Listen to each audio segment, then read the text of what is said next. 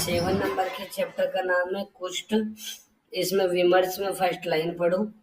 कुशनाति वपु इति कुष्ठम, जो शरीर को कुत्सित करे उसे कुष्ठ बोलते हैं। विमर्श के दूसरे पैराग्राफ की लास्ट लाइन,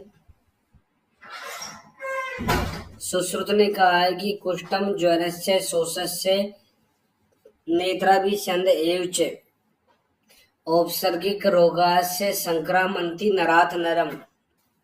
सुश्रुत ने इन 4 रोगों को औपसर्गिक रोग माना है, एक दूसरे से फैलने वाली डिजीज होती है।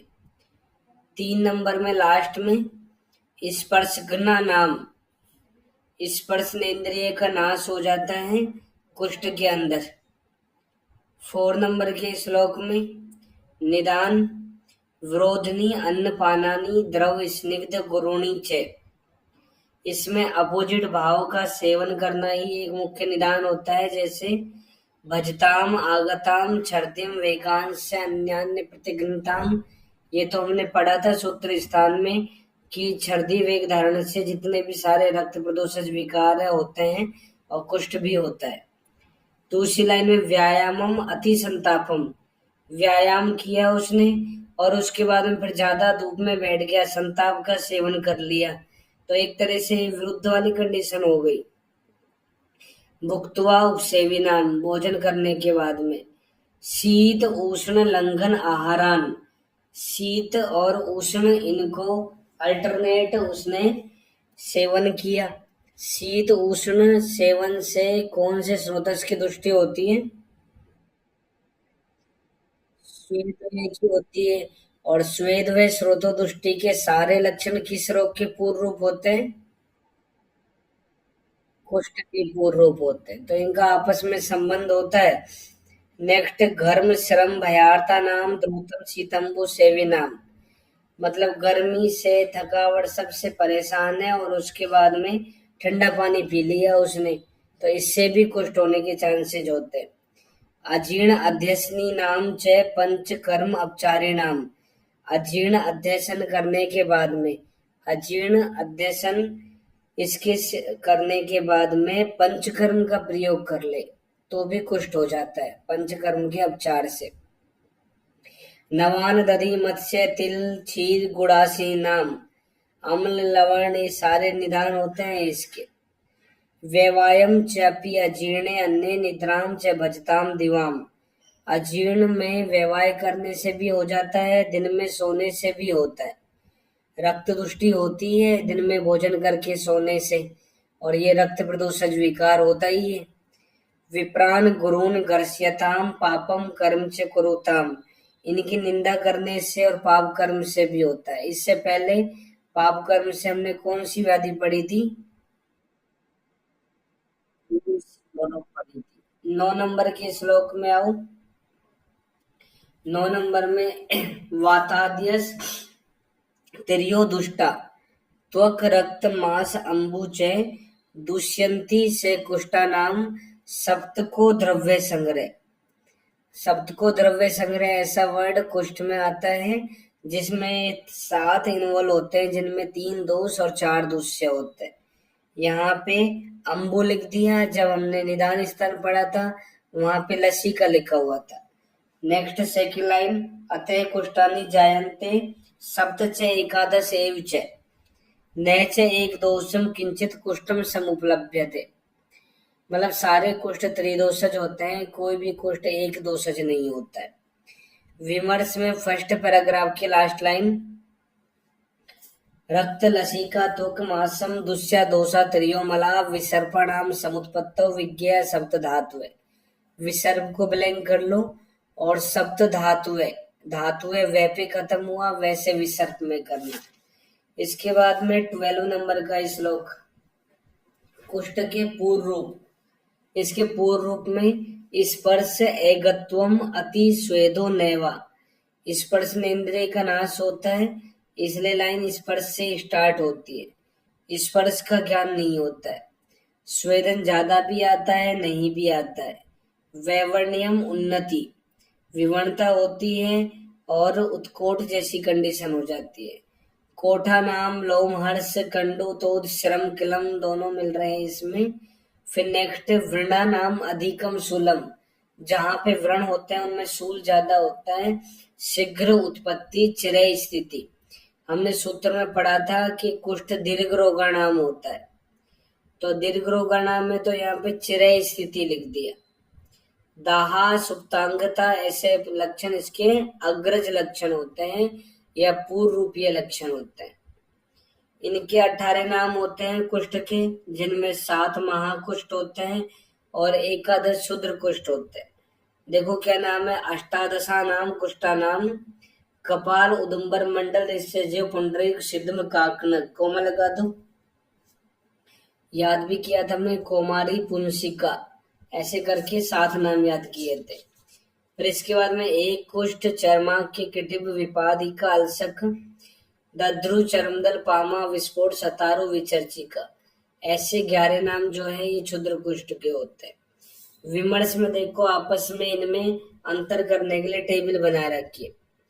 तो देखो चरक सुश्रुत वाग्भट इन तीनों में महाकुष्ठ में जो अंतर होता है कॉमन, वो तो है दद्रु और सिद्धम का। तीनों में कॉमन अंतर है ये, दद्रु और सिद्धम। चरक में सिद्धम होता है, बाकी दोनों के अंदर दद्रु होता है। और चरक वाग्भट का बस यही अंतर होता है, बाकी वाग्भट सारे नाम चरक के जैसे ही बोलता है। इसके बाद में दूसरी लाइन में इसमें सुश्रुत वाली में देखो मंडल, मंडल के स्थान पे अरुण लिखा हुआ है, मंडल के स्थान पे अरुण लिखा हुआ है सुश्रुत में। इसके बाद में नेक्स्ट क्षुद्र कुष्ठ, क्षुद्र कुष्ठ में देखो 5 लक्षण तो कॉमन, 5 भेद तो कॉमन होते हैं। ऐसे केवल लिखना हिंदी में एच पावक, एच पावक।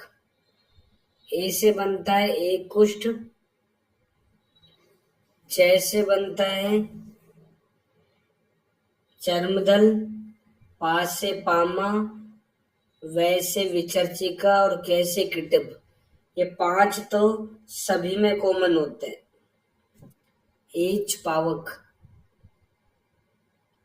सिद्धम यहाँ पे आ जाएगा सुश्रुत वाग्भट में, और चरक में दद्रु आ जाएगा। वाग्भट फिर बाकी चरक के जैसा ही है, लेकिन सुश्रुत में देखो 2 नए नाम हैं, एक तो विसर्प और परिसर्प। तो ये भी ध्यान रखना है कि सुश्रुत में विसर्प परिसर्प एक प्रकार के क्षुद्र कुष्ठ होते हैं। फिर महाकुष्ठ, महाकुष्ठ एक प्रकार का क्षुद्र कुष्ठ होता है। सुश्रुत में महाकुष्ठ एक प्रकार का क्षुद्र कुष्ठ होता है। स्थूल अरुष्क और रक्षा, स्थूल अरुष्क रुष्क पे खत्म हुआ, रुष्क से रुक्षा या रक्षा शुरू कर देना। तो ऐसे करके तुम्हें 6 नाम याद आ जाएंगे। तो टोटल 11 क्षुद्र कुष्ठ होते हैं, जो अंतर बताया याद रखना। इनमें से अगर हम देखेंगे पढ़ेंगे अभी थोड़ी देर बाद, तो जो शुरू के 5 है एक कुष्ठ से लेके अलसक तक, तो ये 5 जो है वात कफज होते हैं। इसके बाद में जो 6 से 10 है दद्रु से सतारू, ये पित्त कफज होता है। और लास्ट वाला ये कफजी होता है। होते तीनों दोष है, लेकिन प्रधानता के आधार पे शुरू के 5 में वात कफ की प्रधानता, उससे आगे वाले 5 में पित्त कफ की प्रधानता, और लास्ट वाले में कफ की प्रधानता। इसके बाद में नेक्स्ट श्लोक में फर्स्ट लाइन कपाल कुष्ठ, तनु होता है और तोद बहुल, वेदना ज्यादा होती है क्योंकि वात प्रधान होता है। 15 नंबर में उदुम्बर में लोम पिंजरम, लोम पिंजर मतलब लोम कपिल वर्ण के होते हैं। विमर्श में 5वीं लाइन में पिंजर का मतलब हड़ताल भी होता है। नेक्स्ट 16 नंबर का श्लोक मंडल, स्निग्ध मंडल बन जाते हैं, श्वेत वर्ण के मंडल बनते हैं, तो इसमें कफ की प्रधानता होती है। करक्षम अन्योन्य संसक्तम, मंडल आपस में मिल जाए तो ये क्रस साध्य होता है। वैसे एक दो सोलवर्ण कुष्ठ जो होते हैं वो सुख साध्य होते हैं। इस मंडल कुष्ठ में अगर मंडल आपस में मिल जाते हैं तो ही क्रस साध्य होता है, नहीं तो ये भी सुख साध्य ही होता है।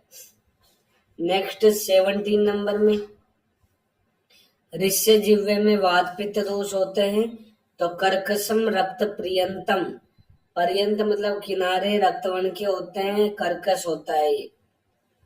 कर्कश वात की वजह से आ गया, रक्त पर्यंत पित्त की वजह से आ गया, वात पित्त दोष। विमर्श में पहली लाइन में वाग्भट्ट में इसमें कर्मी का अधिक होना बताया है, लिखा है बहुकर्मी। नेक्स्ट 18 नंबर में पुंडरीक में पित्त कफ दोष होता है तो यहाँ लिखा है स श्वेतम रक्त पर्यंतम, श्वेत वर्ण का होता है और किनारे रक्त वर्ण के होते हैं। विमर्श में तीसरी लाइन में कफ प्रधान पुंडरीक का वर्णन सुश्रुत ने किया है और नेक्स्ट लाइन में चरक का पुंडरीक पित्त प्रधान होता है। इसके बाद में 19 नंबर का श्लोक, 19 में सिद्धम कुष्ठ ताम्रवर्ण का होता है, तनु होता है। निदान स्थान में ताम्रवर्ण का कुष्ठ कौन सा था? उदुम्बरता। यद रजो घृष्टम विमुंचति, ये सिद्धम कुष्ठ का लक्षण होता है। फिर अलाबु पुष्पवर्ण, अलाबु पुष्पवर्ण शिला करके याद किया था, अलाबु पुष्प जैसे वर्ण का होता है। प्रायण च उर्सी, प्राय उरह प्रदेश में होता है। इसके बाद में विमर्श में देखो दूसरी लाइन में ऐसे लिखा है श्वेतम अपाकी, अपाकी को अपाई बना लेना, ये यदि वाला ये, यज्ञ वाला ये। अपाई होता है कम उपद्रव करने वाला होता है। प्राय से ऊर्ध्वकाय, प्राय ऊर्ध्वकाय में होता है, प्राय ऊर्ध्वकाय में होता है सुश्रुत का, और चरक का उरह प्रदेश में होता है। चरक में रह आता है, उर में रह लिखा है। विमर्श में तीसरी लाइन में सुश्रुत का सिद्धम कफ प्रधान है और चरक का वात कफ प्रधान होता है। नेक्स्ट श्लोक में काकणक अपाकम तिरुवेदनम, ऐसा लक्षण मिलता है। अपाकी होता है, तिरुवेदना ये लक्षण मिलता है। और त्रिदोष लिंगम, तीनों दोषों के लक्षण मिलते हैं। काकणम नैव सिद्ध्यति, काकणक कुष्ठ जो होता है ये असाध्य होता है। इसके बाद में नेक्स्ट श्लोक में इनमें से पूछते हैं, इस बार नहीं पूछा, इस बार पूछेंगे तुमसे। ये सारे क्षुद्र कुष्ठ जो होते हैं इनके लक्षण में से एक क्वेश्चन पूछते हैं हर साल। तो सबसे पहले एक कुष्ठ का लक्षण अस्वेदनम महावास्तु यत मत्स्य सकलोपमम एक कुष्ठम। अस्वेदनम स्वेटिंग नहीं होती, महावास्तु ज्यादा फैला हुआ होता है और स्केलिंग होती है। इसके बाद में चर्म कुष्ठ में बहलम हस्ती चर्मवत, हाथी के समान मोटी त्वचा हो जाती है, हाथी के समान मोटी त्वचा होती है। इसके बाद में दूसरी लाइन में श्याव किण खर स्पर्शम परुषम किटिभम स्मरतम, किटिभ को ब्लैंक कर लेना। की से किण खर स्पर्श, की से किटिभ झड़ने वाला होता है। श्याव किण खर स्पर्श ऐसा होता है, झड़ने वाला होता है। इसके बाद में विपादिका पाणिपाद स्फुटनम, हाथ पैर में फटने जैसी वेदना होती है और तिरुवेदना इसमें भी होती है। नेक्स्ट लाइन में अलसक, अलसक आमदोष भी होता है और एक प्रकार का क्षुद्र कुष्ठ भी होता है। अलसक दोनों में आता है। अलसक के अंदर देखो कंडू राग युक्त गंड बन जाता है। गंडालसक करके याद कर लेना, हम दंडालसक तो याद करते हैं, यहाँ गंडालसक बोल देना। गंड बन जाते हैं मतलब स्फोट बन जाते हैं। कौन से कुष्ठ के अंदर? अलसक कुष्ठ के अंदर। स कंडू राग पिडकम दद्रु मंडलम उदगतम। दद्रु को ब्लैंक कर लो। यहाँ पे कंडू राग युक्त पीड़िका बन रही है। कंडू राग युक्त यदि गंड बन रहे हैं तो अलसक में, और पीड़िका बन रही है तो दद्रु में। इसके बाद नेक्स्ट चरमदल। चरमदल के अंदर यहाँ पे लक्षण मिल रहा है दलती, दलने जैसी वेदना होती है, और स्पर्श असह, स्पर्श सहन नहीं होता है इसमें। जब कोई किसी को दल रहा है तो स्पर्श सहन कहाँ से होगा। नेक्स्ट पामा, श्याव श्वेत अरुण श्याव, वर्ण की पीड़िकाएं हो जाएंगी जिनमें कंडू ज्यादा होती है। श्वेत अरुण श्यावा कंडूला पीड़िका बिरसम, भयंकर पीड़िकाएं उत्पन्न हो जाती है। इसके बाद में नेक्स्ट स्फोट हो जाते हैं यदि श्वेत अरुण आभास वाले, तो उसे विस्फोट बोलते हैं। इसका लक्षण है तनु त्वचा। तनु त्वचा मतलब त्वचा पतली हो जाएगी तो फिर वो वहां से ऊपर उठ जाएगा, ब्लिस्टर फॉर्मेशन हो जाता है। नेक्स्ट सतारू में बहुवर्ण। सतारू में अरु लिखा है, अरु से अरुणशिका, बहुत सारी अरुणशिकाएं बन जाती है, और अरुणशिका मतलब पीड़िकाएं बन गई। पीड़िका आगे चल के अल्सर बना देगी, व्रण बना देगी, तो बहुव्रण लक्षण सतारू में होता है। सैकड़ों अरुणशिका व्रण बन जाते हैं। इसके बाद में नेक्स्ट इसी लाइन में सैकंडू पिडका श्यावा बहु श्रावा विचर्चिका, विचर्चिका ब्लैंक कर लो। सैकंडू पिडका श्यावा बहु श्रावा विचर्चिका, यही पास में लिख लो लसी काढ़्या, लसी काढ़्या ब्रैकेट में वाग्भट। चरक बहुश्राव बोलता है और लसी का आढ़्या वाग्भट बोलता है। ये लिख लो सैकंडू राजी अतिरुक्ष, सैकंडू राजी अतिरुक्ष सुश्रुत, तो सुश्रुत में रुक्षता रहती है, सुश्रुत में रुक्षता रहती है, सुश्रुत के अंदर रुक्षता रहती है। तो सुश्रुत का जो विचर्चिका है वो ड्राई एक्जिमा होता है, और चरक वाग्भट का जो विचर्चिका है वो वेट एक्जिमा होता है। नेक्स्ट श्लोक में फर्स्ट लाइन में कपाल कुष्ठ में लिखा है वाते अधिकतरे, वात की अधिकता होती है कपाल कुष्ठ में।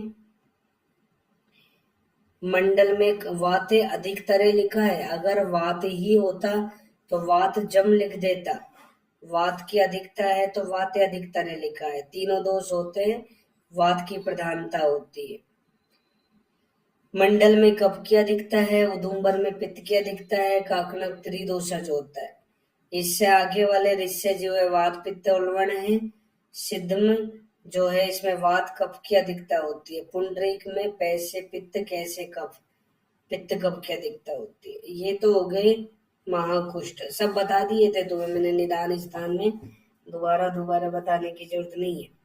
अगली लाइन में देखो शुरू के 5 क्षुद्र कुष्ठ लिखा है वात कफाधिकम, वात कफ की अधिकता से होते हैं, अभी बताया। इससे अगली लाइन में इससे आगे वाले 5 क्षुद्र कुष्ठ पित्त श्लेष्मा की अधिकता से होते हैं, और कफ प्राय बहु विचर्चिका, तो कफ प्राय जो होता है वो विचर्चिका होता है, जिसमें कफ की प्रधानता होती है वो विचर्चिका होता है। नेक्स्ट श्लोक देखो, तो अगर अब हम देखते हैं ना तो कफ की प्रधानता से 2 कुष्ठ होते हैं, एक तो मंडल और दूसरा विचर्चिका, इन दोनों में कफ की प्रधानता होती है। और एक इनको देखने पे ये बात भी बोल सकते हैं कि सारे क्षुद्र कुष्ठ जो होते हैं उनमें कफ का अनुबंध जरूर रहता है। सभी क्षुद्र कुष्ठ के अंदर कफ का अनुबंध जरूर रहता है, कफ की प्रधानता जरूर रहती है, चाहे कोई सा भी क्षुद्र कुष्ठ हो। इसके बाद में 31 नंबर का श्लोक, सर्वम त्रिदोषम कुष्ठम दोषाणाम तु बलाबलम। कुष्ठ को ब्लैंक कर लो। सारे कुष्ठ त्रिदोषज होते हैं, दोषों के बल अबल के आधार पे। यथा स्वयं लक्षण बुद्ध्वा कुष्ठा नाम क्रियते क्रिया। उनके लक्षणों को जानकर उनका डायग्नोसिस करके फिर ट्रीटमेंट करना चाहिए कुष्ठ के अंदर। इसके बाद में 33 नंबर का श्लोक, कुष्ठ विशेषई दोषा दोष विशेषई पुनस्य कुष्ठानी। कुष्ठ में दोष विशेष होते हैं और उन्हीं विशेष दोष के आधार पे उनका नामकरण होता है। गायन्ते तई हेतु हेतु स्थान से प्रकाशयन्ति। तो कुष्ठ में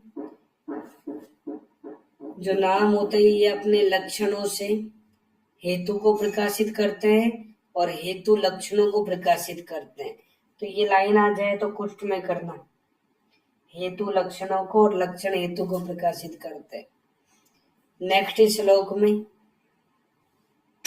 फर्स्ट लाइन में सब दोषों के अलग अलग लक्षण बताए।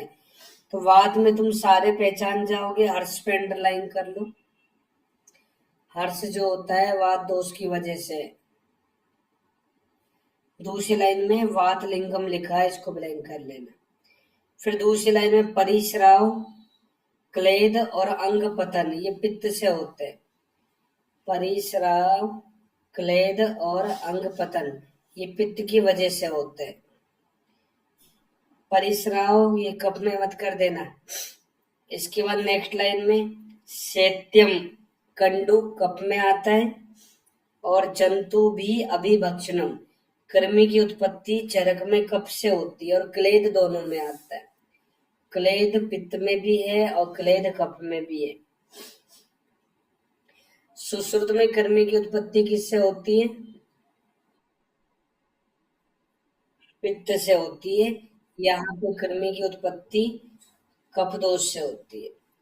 37 में इनकी साध्य साध्यता, पहली लाइन लिखा है कि सारे लक्षण एक साथ मिल जाए, तृष्णा दाहा हो जाए, अग्नि शांत हो जाए, कृमि के द्वारा खा लिया जाए, तो असाध्य होता है, विवर्जित, उसको असाध्य समझना चाहिए। दूसरी लाइन में वात कफ की प्रधानता है, एक देशोलवण है, एक दो सोलवण, तो वो नैतत कृच्छम मतलब सुख साध्य होता है। ऐसा सुख साध्य होता है, कृत साध्य नहीं होता। तीसरी लाइन में कफ पित्त की प्रधानता हो या वात पित्त की प्रधानता हो तो कृत साध्य होता है। तो एक वर्ड लिख लो, पी कर। पी कर, पी से पित्त बनेगा, कर से कृत साध्य बनेगा।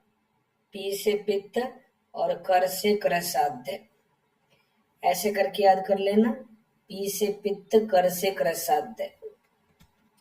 तो जिसमें भी पित्त का अनुबंध है साथ में, जैसे कफ के साथ पित्त हो जाए या फिर वात के साथ में पित्त हो जाए, तो उसे हमें कृत साध्य समझना है। इसके बाद में नेक्स्ट श्लोक 39। अभी सामान्य सिद्धांत क्या था? सर्वम त्रिदोषम कुष्ठम दोषाणाम तु बलाबलम, और इस बल को देख के फिर चिकित्सा करते हैं।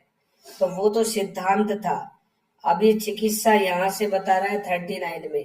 अगर वात की प्रधानता हो जाए, उन दोषों में से वात की प्रधानता मिल रही है, तो सर्पी पान, वातोत्तरेषु सर्पी, श्लेष्मोत्तरेषु कुष्ठेषु। अगर कफ की प्रधानता हो जाए तो वमन कराएंगे, वमनम श्लेष्मोत्तरेषु कुष्ठेषु। पित्तोत्तरेषु मोक्षो रक्तस्य विरेचनम च करे, और पित्त की प्रधानता हो जाए तो विरेचन और रक्त मोक्षण कराते हैं। इसके बाद में नेक्स्ट 40 नंबर का श्लोक, 40 नंबर में, प्रक्षणम अल्पे कुष्ठे, कोमा लगा दो। जब कुष्ठ में दोष अल्प मात्रा में होते हैं तो प्रक्षालन करते हैं। महति च सस्तम श्रावेदनम, जब दोष कम मात्रा में जब दोष ज्यादा मात्रा में होते हैं, पूरे शरीर में फैले हुए होते हैं, तो ऐसी कंडीशन के अंदर शिरा वेदन करते हैं। हमने पढ़ा था अंग व्यापक के पूरे शरीर में दोष फैल जाए तो शिरा वेदन करते हैं, सामान्य सिद्धांत होता है। इसके बाद में नेक्स्ट श्लोक, इसी श्लोक से आगे वाला, बहुदोषे संशोध्य कुष्टि, बहुदोषे संशोध्य कुष्टि, बहुसो अनुरक्षिता प्रणान। कुष्टि को ब्लैंक कर लो। दोषों की अधिकता हो तो उस समय संशोधन करना चाहिए प्राणों की रक्षा करते हुए। दोषे ही अतिमात्र हीयते वायु अन्याद बलमासु। और ये भी ध्यान में रखना चाहिए कि दोष, हम वमन विरेचन तो करा रहे हैं लेकिन ज्यादा अतियोग नहीं हो जाए। अतियोग हो जाएगा तो वात की प्रधानता हो जाएगी और वायु प्रधान होकर क्या करेगी, बलवान होकर रोगी का नाश कर देगी। अन्यात, रोगी का नाश करने वाली हो जाती है वायु। इसके बाद में विमर्श में तीसरी लाइन पढ़ो। ऐसा लिखा है, चक्रपाणी ने अपने चक्रदत्त नामक ग्रंथ में, चक्रपाणी अपने चक्रदत्त नामक ग्रंथ में क्या बोलता है, एक लाइन छोड़ के अगले लाइन में 15-15 दिन पे वमन कराना चाहिए। 15-15 दिन पे वमन, एक मास पे विरेचन कराना चाहिए। 3-3 दिन पे नशे का प्रयोग करना चाहिए और 6-6 मास पे शिरा वेदन या रक्त मोक्षण करना चाहिए। ऐसा सबसे पहले सुश्रुत बोलता है, सबसे पहले ऐसा सुश्रुत ने बोला, फिर दलहन भी बोल देता है, चक्रदत्त भी बोलता है। अगर रस रत्न समुच्चय के अनुसार हम आंसर करें तो रस रत्न समुच्चय जो है वो चरक को ये इसी को फॉलो करता है, सुश्रुत को। बस अंतर क्या करता है, एक अंतर करता है कि 7-7 दिन पे नस से बोलता है। 7-7 दिन पे नस से बताया है रस रत्न समुच्चय में कि 7-7 दिन पे नशे का प्रयोग करना चाहिए रस रत्न समुच्चय के अंदर। इसके बाद में नेक्स्ट, स्नेह से पानम इष्टम शुद्धे कोष्ठे प्रवाहिते रक्ते। यहाँ पे भी ये लिखा है कि बाद में संशोधन के बाद में रक्त मोक्षण करने के बाद में क्या करना चाहिए, स्नेह पान करना चाहिए। इसका भी वही रीजन है कि वायु ज्यादा मात्रा में बढ़ जाती है, उस वायु को बैलेंस करने के लिए यहाँ पे भी रक्त मोक्षण करने के लिए कहा गया है। कुष्ठ में भी, और हमने प्रमेह में संतर्पण करके पढ़ा था, प्रमेह में संतर्पण करके पढ़ा था। नेक्स्ट श्लोक में सेकंड लाइन में, शीत रस पक्व रस मधुनी मधुकम च वमनानी। वमन के लिए पहली लाइन में लिखा है कुटज मदन मधुक ऐसे द्रव्य, और साथ में शीत रस पक्व रस मधु मधुक इनका प्रयोग करना चाहिए वमन के लिए। नेक्स्ट श्लोक में आओ, विरेचन में त्रिवर्त दंती इनका प्रयोग करना चाहिए। विरेचन के लिए त्रिवर्त दंती इनका प्रयोग करना चाहिए। इसके बाद में नेक्स्ट श्लोक में आस्थापन बस्ती दारवी बृहति इन द्रव्यों से देनी चाहिए। इस लाइन में पिचुमर्द लिखा हुआ है। पिचुमर्द जो है इसको बोलते हैं हिंदी में, देखो नीम की पत्ती को, नीम की पत्ती को पिचुमर्द बोलते हैं। नेक्स्ट वातोलवण में अनुवासन बस्ती देंगे, विरेचन निरु बस्ती ये सब देंगे, तो उसके बाद में अनुवासन बस्ती भी दे सकते हैं। इसके बाद 48 में नशे का प्रयोग, तो यहाँ पे सारे पंचकर्म का नाम लिख दिया, कुष्ठ में हम सभी पंचकर्म का प्रयोग कर सकते हैं। इसके बाद में नेक्स्ट श्लोक देखो 49 में विरेचनिक धूम, ज्यादातर कुष्ठ जो है उनमें कफ की प्रधानता होती है, तो यहाँ पे लिखा है शिरोवरेचनिक धूमपान का प्रयोग करना चाहिए।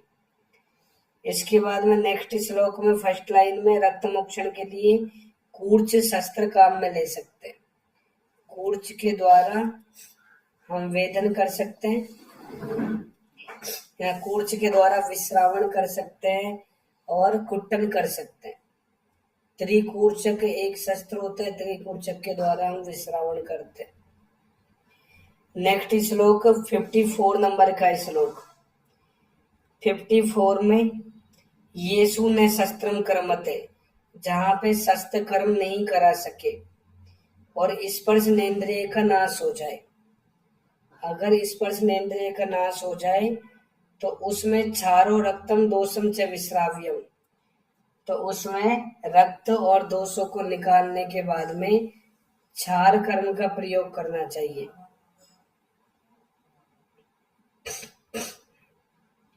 इसके बाद में नेक्स्ट श्लोक में क्षार का प्रयोग करेंगे, स्पर्श नेन्द्रिय का नाश हो।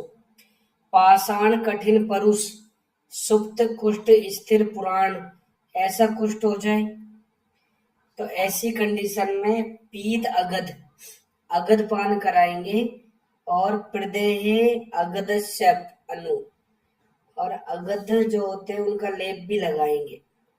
पान भी कराएंगे और लेप भी लगाएंगे। अगध पान में पा लिखा है और पाषाण में भी पा लिखा हुआ है, ऐसे याद करना। पाषाण में भी पा लिखा हुआ है, अगध पान में भी पा लिखा हुआ है। इन दोनों को ध्यान से याद रखना, आपस में इंटरचेंज मत कर देना। नेक्स्ट 58 नंबर का श्लोक।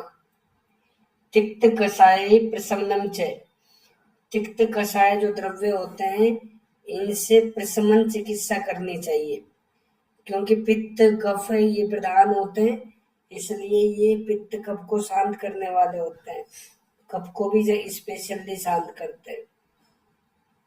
तो संशमन चिकित्सा में ज्यादातर हम तिक्त और कषाय रस वाले द्रव्यों का प्रयोग करेंगे। इसके बाद में नेक्स्ट सबसे पहले योग का नाम है पटोलाधिक्वाथ। पटोलाधिक्वाथ में 62 के अंदर 62 नंबर का श्लोक। पटोलाधिक्वाथ के अंदर फर्स्ट लाइन में लिखा है मूलम पटोलस्य, पटोल की मूल काम में लेनी है। पटोलाधिक्वाथ में पटोल की मूल काम में लेते हैं। पटोल पत्र मत कर देना, मूल काम में लेंगे। लास्ट लाइन में षड रात्रि योगेन निहंती चय से, ऊपर वाली लाइन में लिखा है कुष्ठ, गृहिणी, हलीमक, ऐसे जो रोग होते हैं इनको 6 रात्रि में ठीक कर देता है ये। सटपट ऐसे करके याद कर लेना, झटपट बोलते हैं तुम सटपट करके याद कर लेना, सटपट। हृदय बस्ती शूलम विषम ज्वरम च, हृदय बस्ती में शूल हो जाए उसको ठीक कर देता है, विषम ज्वर को ठीक करता है। कौन से विषम ज्वर को ठीक करता है बताओ? सतत, सतत ज्वर है उसको ठीक करने वाला होता है। इसके बाद में नेक्स्ट श्लोक में मुस्तादी चूर्ण लिखा है, मुस्तादी चूर्ण। इसके बाद में 68 में त्रिफलादी चूर्ण, 68 के अंदर त्रिफलादी चूर्ण। इसकी लास्ट लाइन में लिखा है सुप्ति नुत परम, अगर नम्बनेस हो जाए तो उसको ठीक करने वाला होता है ये। कुष्ठ में नम्बनेस हो जाए तो उसको ठीक करने वाला होता है। नेक्स्ट श्लोक लेलितक प्रयोगो रसेन जात्या सैमाक्षी के परम। लेलितक का हिंदी अर्थ लिखा है आंवला सारगंधक। इसका प्रयोग जाति, जाति का मतलब यहाँ आंवला लिखा है तो ऐसे लिख लो जाति फलरसा। जाति फलरसा जो है ये आंवले का पर्याय होता है, जाति फलरसा आंवले का पर्याय होता है। तो लेलितक का प्रयोग आम्लकी के स्वरस के साथ करेंगे मधु मिला के, तो सप्तदश कुष्ठ गाती। तो 17 जो 17 कुष्ठ है उनको ठीक करता है, किसको छोड़ देता है बस? काकणक कुष्ठ, ये असाध्य होता है, इसको छोड़कर बाकी सबको ठीक कर देता है। एक और योग बताया है, माक्षिक धातु से मूत्रेण, स्वर्ण माक्षिक की भस्म यदि गौमूत्र के साथ में काम में ले तो ये भी ठीक हो जाती है। स्वर्ण माक्षिक भस्म जो होती है उसका प्रयोग गौमूत्र के साथ करते हैं तो वो भी ठीक हो जाती है। नेक्स्ट श्लोक में देखो, सर्व व्याधि निभृणम अध्यात कुष्टि रसम च निग्रहितम। रसम च निग्रहितम मतलब होता है पारद। तो रेफरेंस याद करना, पारद का आभ्यंतर प्रयोग सर्वप्रथम यहाँ बताया है। चरक ने सर्वप्रथम पारद का आभ्यंतर प्रयोग बताया है। कैसे काम में लेंगे इसको पारद को? एक तो पारद भस्म को डायरेक्ट ही हम यूज में ले सकते हैं, और दूसरा इस भस्म को वज्र शिलाजतु सहितम, वज्र शिलाजतु के साथ में मिला के यूज में ले सकते हैं, या फिर योगराज रस, योगराज नामक योग के साथ में ले सकते हैं। तो शिलाजतु जो होती है उसका कोई वज्र भेद नहीं होता। शिलाजतु जो होती है उसका वज्र भेद नहीं होता, लेकिन यहाँ पे लिखा है कि वज्र शिलाजतु होती है। इसके बाद ये भी सर्व व्याधि प्रशमनम, सारी व्याधियों को शांत करने वाला होता है। नेक्स्ट श्लोक में आओ, मध्वासव। मध्वासव, मध्वासव इससे पहले कहाँ पढ़ा था हमने? प्रमेय के अंदर। मध्वासव इससे पहले प्रमेय में पढ़ा था। दोनों में से इसका पहला द्रव्य देखो, मध्वासव का खदिर लिखा है, और वहां पे पहला द्रव्य क्या था? लोत्र। और वहां पे ऐसे लिखा था कि मध्वासव का मतलब लोद्रासव ही होता है। तो यदि मध्वासव आ जाए और पूछे कि कुष्ठांस्वर है या प्रमेय आंसर है, बोध हो तो बोध कर देना, अगर दोनों में से एक करना है तो कुष्ठांस्वर करना, अगर दोनों में से एक करना पड़े तो कुष्ठांस्वर करना। इसके बाद में नेक्स्ट, कनक बिंदु अरिष्ट। कनक बिंदु अरिष्ट का रोगाधिकार यही होता है, इसमें भी पहला द्रव्य खदिरी होता है। कनक बिंदु अरिष्ट का पहला द्रव्य खदिरी होता है। इसमें थर्ड लाइन पढ़ो, मासेन महाकुष्ठम हंति एव अल्पम तु पक्षेण। एक मास में ये महाकुष्ठ को नष्ट कर देता है और 15 दिन में क्षुद्र कुष्ठ को नष्ट कर देता है। मैं से मास, मैं से महाकुष्ठ, अल्प पै पे खत्म हुआ, पै से पक्ष में, अल्प या क्षुद्र कुष्ठ पक्ष, एक पक्ष में नष्ट हो जाता है। लास्ट लाइन में लिखा है, ये अर्श भगंदर जैसी व्याधि को भी ठीक करता है। ना भवती कनक वर्ण है पीतवा अरिष्टम कनक बिंदु। ना का मतलब होता है नर, मनुष्य। तो जो मनुष्य होते हैं उनमें ये कनक का जैसा वर्ण कर देता है। इसमें कनक 0% होता है, सोना नहीं होता, याद रखना। कनक नहीं होता, सोना नहीं होता, कनक इसमें 0% होता है, बस कनक की जैसी आभा हो जाती है। नेक्स्ट 81 में त्रिफलासव। त्रिफलासव। इसके बाद 83 में आओ, कुष्ठ में पथ्य है। पथ्य पहले हमने संशोधन पढ़ लिया, 500 प्रकार के पंचकर्म बता दिए, फिर इसके बाद में हमने समन के योग पढ़ लिए। अब यहाँ पे पथ्य है, पथ्याहार है, निदान परिवर्जन चिकित्सा है। तो इसमें 4th लाइन में पढ़ो। 4th लाइन में लिखा है, न गुरु अम्ल पयोदधीनी न आनूप मत्स्या न गुड़ तिलाश। तो ये सारे जो होते हैं इसमें अपथ्य होते हैं। दूसरी लाइन में जैसे भल्ला तक है ये, इसमें पथ्य होता है। भल्ला तक पथ्य होता है क्योंकि कुष्ठ में ज्यादातर कफ की प्रधानता होती है और भल्ला तक सारे कफज रोगों का शत्रु होता है। इसके बाद में 85 में चित्रकादि लेप। चित्रकादि लेप में लिखा है चूर्णी कृतम अष्टाहम। इन सारे द्रव्यों का चूर्ण बनाकर 8 दिन तक पलाश जो है उसके क्षार की भावना देनी है। अष्टाहम भावितव्यम पलाशस्य। पलाश क्षार की 8 दिन तक भावना देनी है। इसके बाद में नेक्स्ट दूसरी लाइन में लिखा है मंडलानी आंसू। ये मंडल कुष्ठ को नष्ट करने वाला होता है। चित्रकादि लेप मंडल कुष्ठ नाशक होता है। नेक्स्ट मांस्यादि लेप। मांस्यादि में मांसी का मतलब जटामासी होता है।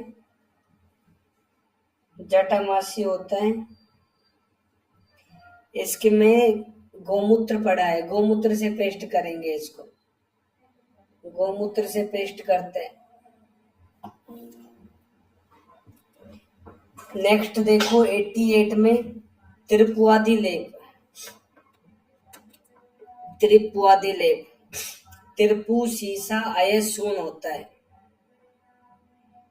त्रिपु सीसा अयस्सूर्ण होता है। त्रिपु का मतलब वंग होता है। सीसा मतलब नाग। अयस मतलब लोहा। तो ये तीनों होते हैं। इनका एक लेप बनाएंगे मंडल नुत। मंडल कुष्ठ नाशक होता है। फिर इसके बाद में जो फल्गु से लिखा हुआ है लास्ट तक, इस मंडल नुत के बाद कोमा लगा देना। फल्गु को हिंदी में क्या लिखा है दूसरी लाइन में? फल्गु आदि लेप। फल्गु आदि लेप ये भी मंडल कुष्ठ में काम में लेंगे। तो ज्यादातर लेप मंडल कुष्ठ में ही बताए। इसके बाद में नेक्स्ट 92 नंबर का श्लोक। 92 में सिद्धार्थक स्नान। इसका रोगाधिकार याद करना। सिद्धार्थक स्नान। सिद्धार्थक तेल कहाँ पड़ा था? अपराशर में पड़ा था। ये सिद्धार्थक स्नान है। तो इसके 10 घटक द्रव्य होते हैं। लिख लो 10 घटक द्रव्य। इसमें 10 घटक द्रव्य होते हैं। 10 घटक द्रव्य होते हैं इसके। नाम याद करना। मुस्तम, मदनम, त्रिफला, करंज, आरगवद, कलिंग यवा। कलिंग यव का मतलब होता है कुटज का बीज। दारवी से सप्तपर्णा स्नानम सिद्धार्थकम नाम। तो ये जो है योग, इसको सिद्धार्थक योग भी बोलते हैं, जो 10 काम करने वाला होता है। 10 मतलब 10 द्रव्य वाला होता है और 6 काम करने वाला होता है। पहला काम है स्नान।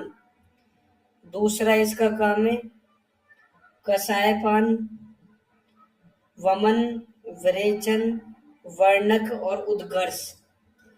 ये सारे काम होते हैं इसके। वर्णक, उद्घर्ष, ये सारे काम होते हैं। तो इसमें इसकी प्रशस्ति क्या होती है? त्वक दोष, कुष्ठ शोक प्रबाधन, पांडु रोगक्न। ये लाइन आ जाए तो सिद्धार्थक स्नान के लिए करना।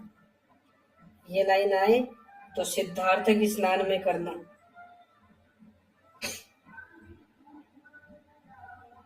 अब इसका प्रयोग कैसे करते हैं? अगर हमको प्रैक्टिकली यूज में लेना हो तो अगर स्नान करना है तो सारे द्रव्यों का क्वाथ बना के स्नान करा देंगे उसको। अगर वमन कराना है तो जो वामक द्रव्य है, जैसे मदन फल हो गया, कलिंग यव, कुटज का बीज हो गया, इनकी मात्रा बढ़ा देंगे। वमन कराना है तो ऐसे द्रव्यों की मात्रा बढ़ा देंगे इसके अंदर।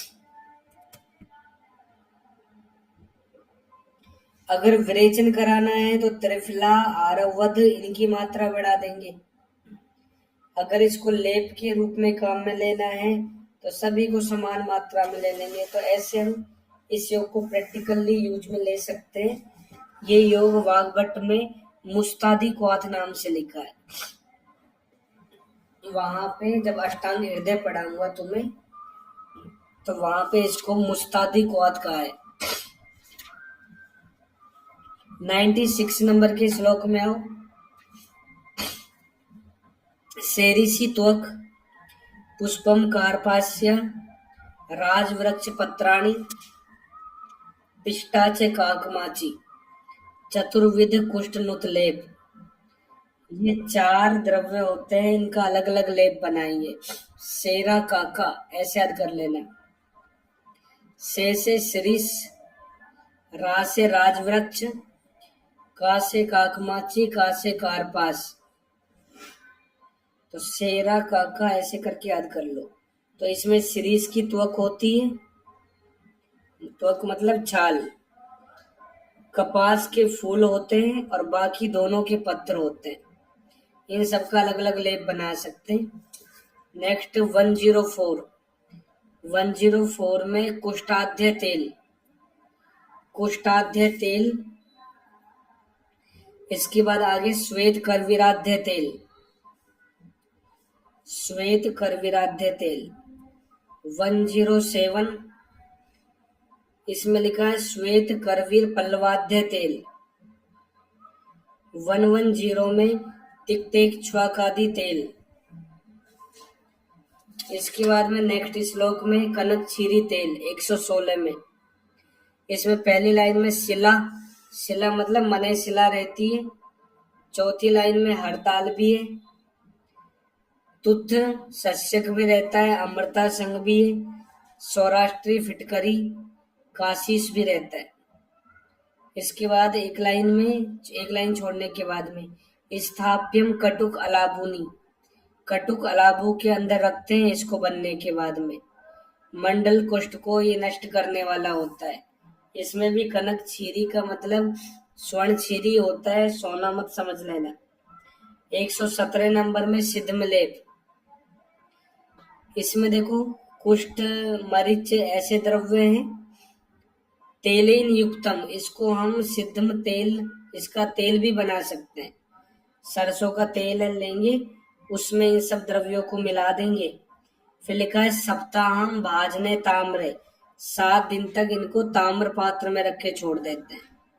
7 दिन तक ताम्र पात्र में रख के छोड़ते हैं। नेक्स्ट तेन आलिप्तम सिद्धमम सप्ताहात एति तिष्ठतो घर में, ये 7 दिन में सिद्धम कुष्ठ को नष्ट कर देता है।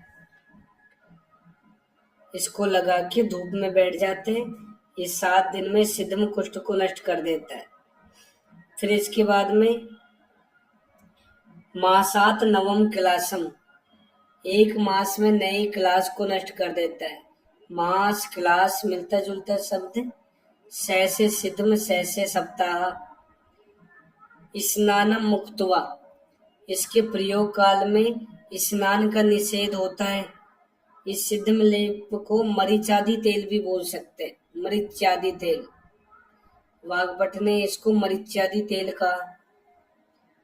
यही योग, यही लाइन हम वाग्भट में मरीचादि तेल में पढ़ेंगे। नेक्स्ट श्लोक 120, विपादिका हर घृत तेल, इसको वाग्भट ने जीवंत्यादि यमक कहा। लिख लो जीवंत्यादि यमक। 2 स्नेह को मिलाते हैं यमक बनता है। पहला द्रव्य जीवंती है, इसलिए जीवंत्यादि यमक। दूसरी लाइन में विपादिका चरम, एक कुष्ठ, किटिभ और अलसक। तो लिख लो वात कफज क्षुद्र कुष्ठ। जो स्टार्टिंग के 5 क्षुद्र कुष्ठ होते हैं उनको नष्ट करने वाला होता है, वात कफज क्षुद्र कुष्ठ नाशक। नेक्स्ट 126 में एड गजादि लेप। एड गज चक्रमर्द को बोलते हैं, मंडल कुष्ठ, दद्रु कुष्ठ को ठीक करता है ये। इसके बाद में अगली लाइन में एड गज का प्रयोग सर्जरस, राल और मूली के बीज को मिला के करें और कांजी के अंदर रात भर डुबो के छोड़ दे तो सिद्धम नष्ट हो जाता है। इसके बाद में 129 में दूसरी लाइन में अवघातक लिखा है, यमलतास की पत्ती को बोलते हैं। 130 में जल मतलब सुगंध वाला या उदिच्य लोह अगरू का पर्याय होता है। 134 में अगर क्लेद हो जाए, प्रपतति च अंगे, अंग कट कट के गिर रहे हैं, दाहा हो जाए, विस्फोटक और चर्मदल कुष्ठ में, तो फिर क्या कराएंगे? शीतल प्रदेह सेक का प्रयोग करेंगे, शिरावेदन कराएंगे और विरेचन कराएंगे और तिक्त घृत का प्रयोग करेंगे। तो ये विस्फोट और चर्मदल कुष्ठ की चिकित्सा है जब उपद्रव हो जाए उसमें। कौन से तिक्त घृत काम में ले सकते हैं? नेक्स्ट श्लोक में खदिर घृत, निम्ब घृत, दारवी घृत, पटोल घृत, इन सब घृत का प्रयोग कर सकते हैं जब रक्त पित्त की प्रधानता हो कुष्ठ में, तो इन सब को नष्ट करने वाले होते हैं ये। नेक्स्ट श्लोक नंबर 143, इसमें लिखा है तिक्त षटफल घृत। तिक्त षटफल घृत का रोगाधिकार कुष्ठ है और क्षीर षटफल घृत किसमें पड़ा था? एक और लिख लो, कांजिक षटफल घृत। कांजिक षटफल घृत, एरो लगा के आमवात ब्रैकेट में चक्रदत्त। कांजिक षटफल घृत, एरो लगा के आमवात ब्रैकेट में चक्रदत्त। इसमें सेकंड लास्ट लाइन में नव सर्पी से है षटफल है, नया घृत 6 फल होता है। अगली लाइन में कुष्ठ पामा इनको नष्ट करने वाला होता है। इसके बाद नेक्स्ट योग महातिक्तक घृत, इसमें लास्ट लाइन में योग सतयपि एजितान महाविकारान महातिक्तम, अगर सैकड़ों औषधियों से कोई व्याधि ठीक नहीं होती है उसको ये महातिक्त घृत ठीक कर देता है। जब सारी औषधियां काम करना बंद कर दे उस समय इस महातिक्त घृत का हम प्रयोग कर सकते हैं। इसके बाद में नेक्स्ट इसके विमर्श में देख लो, सेकंड लास्ट लाइन में वाग्भट के अनुसार महागद लिखे हुए हैं। वात व्याधि अस्मरी कुष्ठ में उदर भगंदर अर्श ग्रहणी ऐसे होते हैं, तो इसके अंदर बस ग्रहणी पे अंडरलाइन कर लो। सुश्रुत में मूढ़गर्भ लिखा हुआ है, सुश्रुत में मूढ़गर्भ है, यहाँ ग्रहणी है। इसका रेफरेंस है अष्टांग हृदय निदान 8, अष्टांग हृदय निदान 8। 156 नंबर का श्लोक महाखदिर घृत, महाखदिर घृत, इसके अंदर लास्ट लाइन में लिखा है परम कुष्ठ विकार नुत। इसके बाद में नेक्स्ट श्लोक में 157 में लसिका प्रसृतेषु, अगर लसिका जैसा स्राव हो रहा है, गलित कुष्ठ वाली कंडीशन है ये, प्रपतसु कट कट के गिर रहे अंग, और जंतु जगदेशु कृमि उत्पन्न हो जाए, तो उस कंडीशन में मूत्र, निम्ब और विडंग इन तीनों का प्रयोग करके स्नान, पान और प्रदेह कराएंगे। तो इसमें निम्ब वर्ड याद कर लेना, निम्ब, नी से निम्ब, मैं से बनता है मूत्र और बै से बिडंग, इनका प्रयोग कर सकते हैं। इनको हम तीनों को मिला के पिला सकते हैं, या फिर हम निम्ब और जो विडंग है इनका कल्क है ना उसका लेप लगा सकते हैं, गोमूत्र मिला के। दोनों तरह से यूज में ले सकते हैं इसको, निम्ब मूत्र विडंग को मिला के पिला दो, या फिर निम्ब और विडंग में गोमूत्र मिला के लेप लगा सकते हैं। जब वहां पे दुर्गंधित हो रहा है, सड़ रहा है, गल गया, ऐसी कंडीशन हो, तो ऐसी कंडीशन में हम ये काम में ले सकते हैं। नेक्स्ट श्लोक 161 नंबर का श्लोक, इसके अंदर लिखा है एडगज। एडगज किसकी बेस्ट मेडिसिन होती है बताओ? दद्रो की, दद्रुघ्न बोलते हैं इसको। इसके बाद में श्वेत कुष्ठ की चिकित्सा। श्वेत कुष्ठ कुष्ठ से अलग होता है, क्लास का भेद होता है। इसमें लिखा है स्वित्रे स्रंसनम अग्र्यम कोमा मलपूरस इष्यते सैगुड़े। स्वित्र में अग्रय चिकित्सा क्या होती है? स्रंसन। स्वित्र में आधा से लिखा हुआ है और त्रय लिखा है, और स्रंसन में भी ऐसा ही है, आधा से त्रय। फिर मलपूरस, मलपूरस हिंदी में लिखा है कठगुलर। कठगुलर मतलब काकोदुम्बर। इसका प्रयोग कर सकते हैं, बेस्ट मेडिसिन होती है, स्वित्र की बेस्ट मेडिसिन होती है काकोदुम्बर कठगुलर। अगर ये ऑप्शन में नहीं हो तो बाकुची का प्रयोग, बाकुची दूसरे नंबर पे आती है, इसको स्वित्रग्नि बोल देते हैं बाकुची को। इसके बाद में इसका प्रयोग गुड़ के साथ में करेंगे, गुड़ के साथ में करेंगे। गुड़ तो निदान था इसका, तिल चीर गुड़ासीनम, कुष्ठ स्वित्र दोनों के निदान सेम होते हैं। अब इसी बात को है ना वाग्भट दूसरे वे में बोलता है।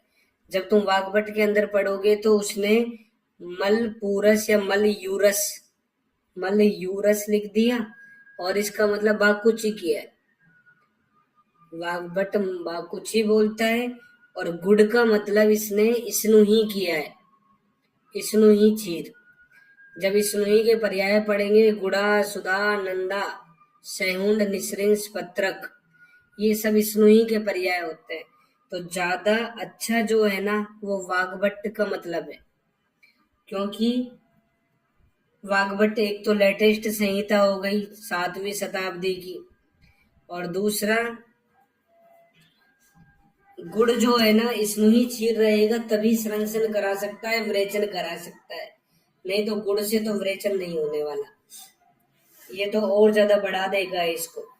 इसलिए यहाँ जो लिखा है यहाँ के अनुसार समझ लेगा, लेकिन प्रैक्टिकल यूज में लो तो जो वाग्भट ने मतलब बताया है वही यूज में लेना।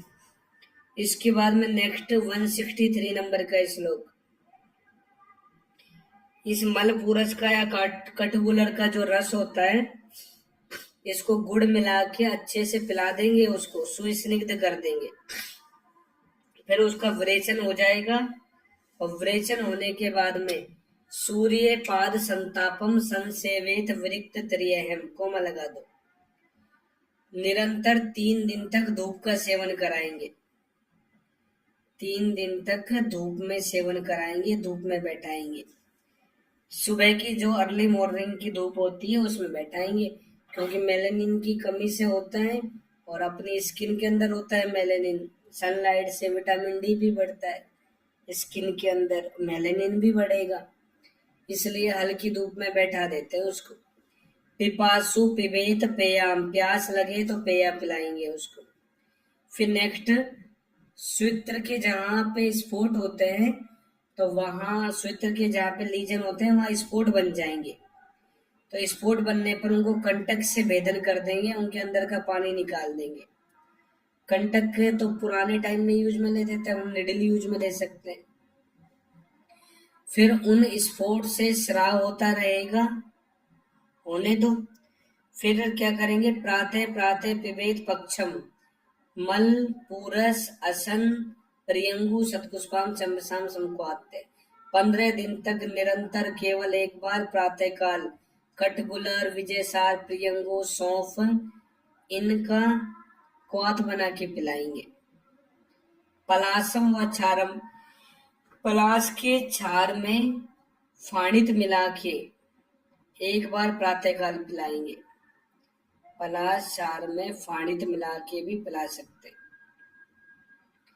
इसके बाद नेक्स्ट लाइन में स्वित्र में खदिरोधक संयुक्तम, खदिर क्वाथ से ही स्नान कराएंगे, इसी का पान कराएंगे, खदिर पानम अक्रियम वा।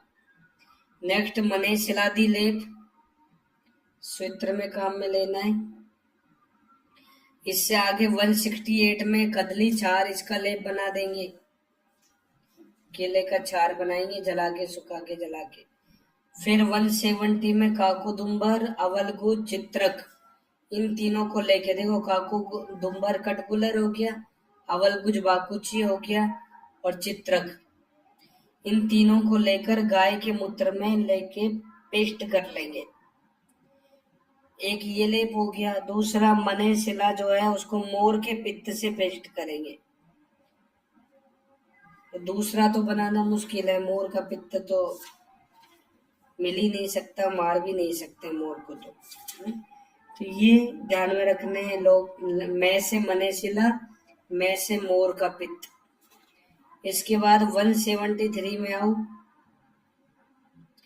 क्लास जो है 3 प्रकार का होता है, दारुण, चारुण, स्वित्र, ऐसे 3 भेद होते हैं। ये भी त्रिदोषज होता है, त्रिदोषम प्राय से। जैसे कुष्ठ त्रिदोषज होता है, ऐसे क्लास भी त्रिदोषज होता है। 174 में दोषे रक्ताश्रिते रक्तम, कोमा लगा दो, ताम्रम मां समाश्रिते, श्वेतम मेद श्रीते स्वित्रम, कोमा गुरु तत्च उत्तरोत्तरम।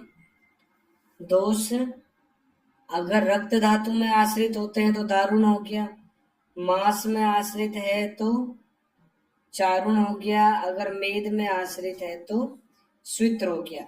तो हमने इनके निदान सूत्र स्थान में 3 भेद पढ़े थे, RTS करके, जो यहाँ पे भी लिखे हैं, रक्त, ताम्र और शुक्ल या श्वेत।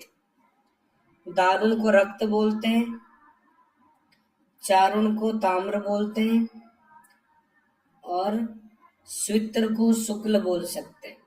जिसको रक्त बोलते हैं वो रक्त धातु में आश्रित है, ऐसे पकड़ लेना। फिर रक्त से सीक्वेंस से बोल दो, रक्त, मांस, मेद, तो क्रम से इन धातुओं में आश्रित होते हैं ये। अगर दोषों की बात करें तो दारुण में वात की प्रधानता रहती है, चारुण में पित्त की प्रधानता रहती है और स्वित्र में कफ की प्रधानता रहती है। इसके बाद में जो सबसे ज्यादा कठिन होता है इनमें स्वित्र होता है, गुरु तत्च उत्तरोत्तरम, सबसे ज्यादा कठिन स्वित्र होता है। विमर्श में फर्स्ट पैराग्राफ में सेकंड लास्ट लाइन में वाग्भट ने स्वित्र को अपरिश्रावी माना है। इसके बाद 175 में आओ, असाध्य स्वित्र के लक्षण। यत परस्पर तो अभिन्नम, जब स्वित्र के लीजन स्पोर्ट आपस में मिल जाए तो उस समय ये असाध्य होता है। बहु ज्यादा मात्रा में फैल जाए, यद रक्त लोमवत, और लोम रक्त वर्ण के हो जाए, वर्ष गणोत्पन्न, 1 वर्ष पुराना है, तो ऐसा स्वित्र असाध्य होता है। विमर्श में तीसरी लाइन में दोषज और वृणज ऐसे 2 भेद क्लास के भोजने किए। मधुकोशकार भी 2 भेद करता है, ऐसे ही दोषज और वृणज। ये लिख लो, स्वित्र के 4 भेद, एरो लगा के, वात, पित्त, कफ और मेदज। वात, पित्त, कफ और मेदज, ब्रैकेट में रस रत्न समुच्चय। नेक्स्ट साध्य कौन सा होता है? ए रक्त लोम तनु यत पांडु न अति चिरोत्थितम, रक्त लोम नहीं हुए हो, तनु है, पांडु वर्ण का है, ज्यादा पुराना नहीं है, मध्य में अवकाश है, कुछ शोध भी है वहां पे, तो साध्य होता है। निदान 177 में क्लास के निदान लिखे। स्वित्र आंसर मत करना, जब क्लास ऑप्शन नहीं हो तब स्वित्र आंसर करना, पहले क्लास ही आंसर करना। वचांसी अतथ्यानी, असत्य बोलना, कृतघ्न भाव होना, निंदा करने वाला भाव होना, या कृतघ्न किए हुए उपकार को नहीं मानने वाला। निंदा सुराणाम गुरु घर्षणम च, विप्रान गुरुन घर्ष्यताम, ये लाइन तो कुष्ठ में थी। निंदा सुराणाम गुरु घर्षण, ये लाइन क्लास के अंदर है। पाप क्रिया पूर्व कृतम च कर्म हेतु, ये भी निदान है। और विरोधी च अन्नम, विरोध आहार निदान होता है, तो ये विरोध अन्न पे खत्म होता है और कुष्ठ के निदान विरुद्ध अन्नपान से शुरू होते हैं। ये कुष्ठ कंप्लीट हो गया। इससे आगे हम पढ़ेंगे राज्यक्षमा। तो ये है ना, बाकी के 3 चैप्टर ये 2 दिन में कंप्लीट हो जाएंगे। आज 11 तारीख हो गई, कल 12, 13, 14 छोड़ के 15 तारीख को टेस्ट होगा, तुम पढ़ने लग जाना। 15 तारीख को जो टेस्ट होगा उसमें चिकित्सा स्थान के 1 से 10 चैप्टर आएंगे, हिस्ट्री वाले पेज आएंगे और आयुष जीके वाले क्वेश्चन आएंगे। सब आएगा जो पढ़ाया है सुश्रुत शारीर स्थान के बाद में। तो इसलिए अभी से पढ़ने लग जाओ, नहीं तो विजयदशमी तुम्हारी नहीं मनेगी, मेरी मनेगी। जाओ।